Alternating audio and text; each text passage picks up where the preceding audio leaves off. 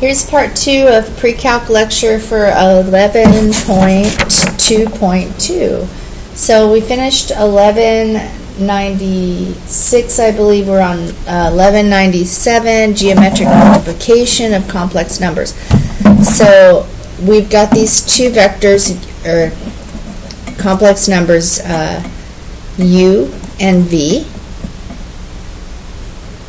And algebraically evaluate them, u times v. So you can just go, like do FOIL, like 5 times 3 is 15, 5 times 2i is 10i. So I did FOIL on it, and I ended up with 15 minus 2i plus 8, but 15 plus 8 is the 23, and so that's how you can do that algebraically. Explain why u times v can be written this way. So notice what they do. It's almost like I don't know. Well, it's the distributive property. I think the best way I can think of to explain why is to look at, maybe not FOIL. I mean, I did think of FOIL, because didn't I go 5 times 3 and then 5 times 2i plus negative 4 times v? Negative 4i times v and negative 4i. Oh. Well, anyway, yeah, they would have this one out front. But also, look when you do it in the area model. Isn't this part of right here, this ends up being 15, and isn't it like this times this vector, and then we go this times this vector, so that 5 times 2, well, that's 10i, 2, that's negative 8i squared, which becomes 8, and we know that the 8 and the 15 end up being the 23 that we had a minute ago, and then we got the 2i. So we are adding them. So hopefully it makes sense that it's that you can multiply vectors this way. I keep saying vectors. The complex numbers, you can take one of them kind of apart, and you can distribute. Now let C equal 3 times 5 minus 4i. So they're letting this little piece be C, and they're letting this little piece be D. And graph C, D, and C plus D as vectors. Hopefully I did that somewhere. How are C, D, and C plus D related graphically? I think I tried to graph it, and I had poor planning and it went off the page. It was too big. Anyway, things went awry. So we're going to look at this nice one that we have here that came out of the book. So there's C graphed nicely, and D, and so it wanted us to graph C, D, and C plus D. So this one, you can't see it very well, but that's C plus D.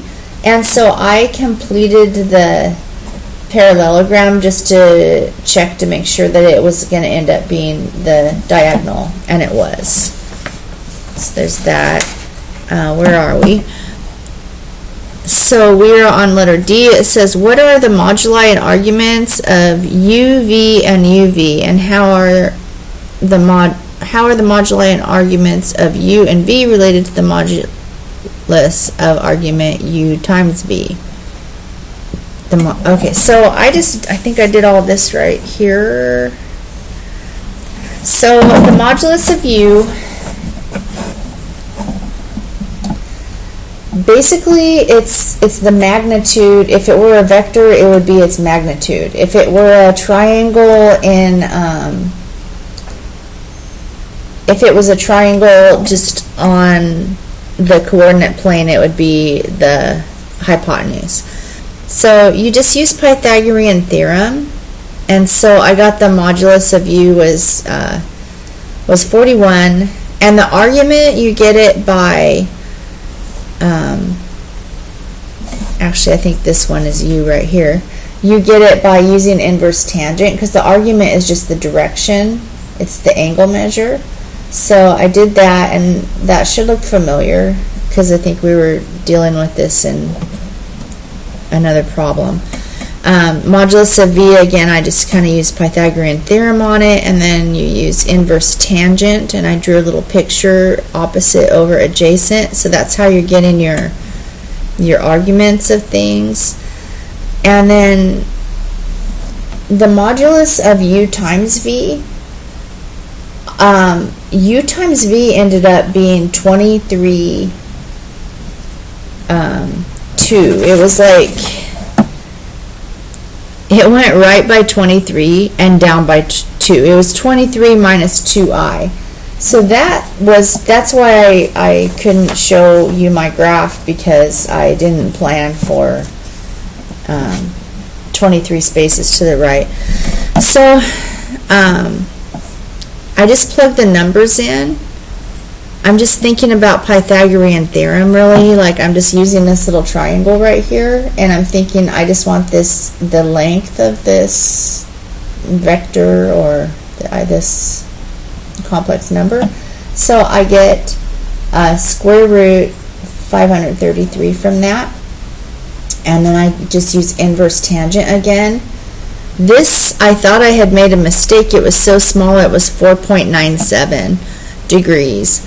But it makes sense because it went right by 23 and down by only 2. So it's like I have it not drawn to scale here. It's a really small little angle.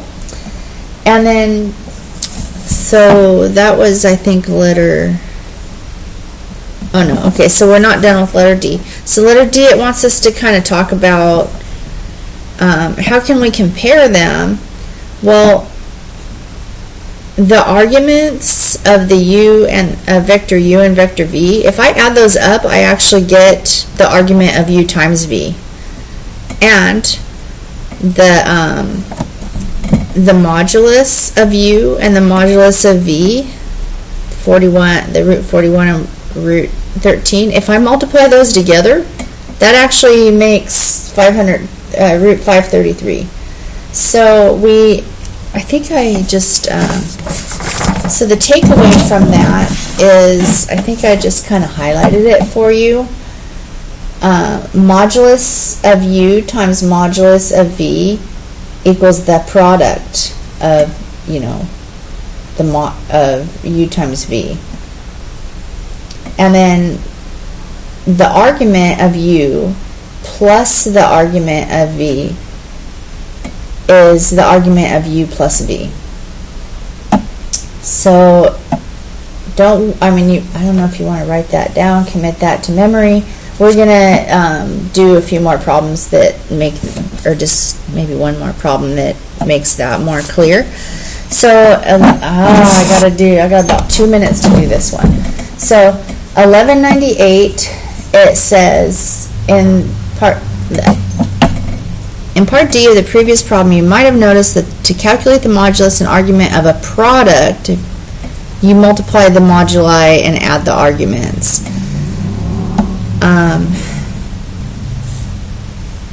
Why does it work? Complete the parts below. So I'm going to go through this really fast because we're out of time, or I'm running out of time. Explain why the triangles at right are similar. So I said, because I feel like when I'm doing this is just 3 times this vector here. So the vector goes right 5 down 4.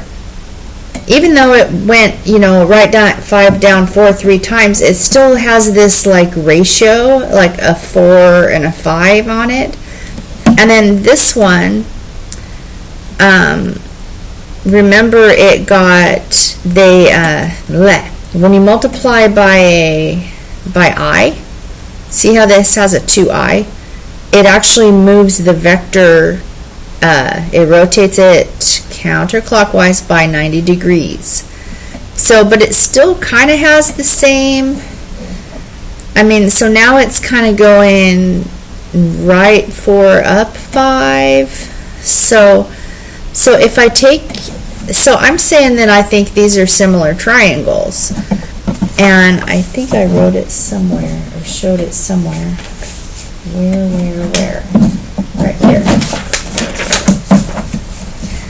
So I can just take this one and kind of flip it, and so that this part is the vertical part and that part is the horizontal part, and I can show that they're similar. So I hope that kind of makes a little bit of sense to you.